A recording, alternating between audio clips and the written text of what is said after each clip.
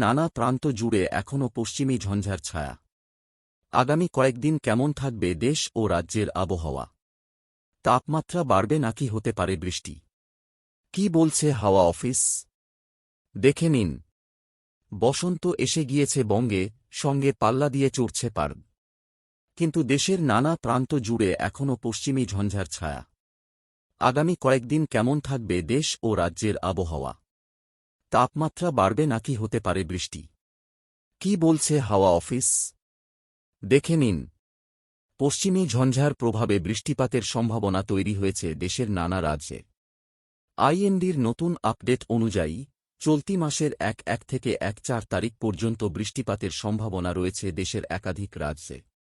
অন্যদিকে বুধবার উত্তরবঙ্গের ২ জেলা এবং বৃহস্পতিবার দক্ষিণবঙ্গের পশ্চিমের জেলাগুলিতে বৃষ্টির সম্ভাবনা রয়েছে।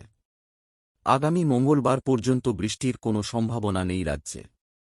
তাপমাত্রা ক্রমশ বাড়বে, কমবে আর্দ্রতা। তবে বুধবার উত্তরবঙ্গের বেশ কিছু জেলায় আংশিক মেঘলা থাকবে আকাশ। বৃষ্টির সম্ভাবনা মালদা ও দিনাজপুর জেলায়। বজ্রবিদ্যুৎ সহ হালকা বৃষ্টির সম্ভাবনা রয়েছে। বৃহস্পতিবার মেঘলা আকাশ ও বৃষ্টির সম্ভাবনা পশ্চিমের জেলাগুলিতে। দক্ষিণবঙ্গের বাকি জেলায় আংশিক মেঘলা আকাশ থাকবে।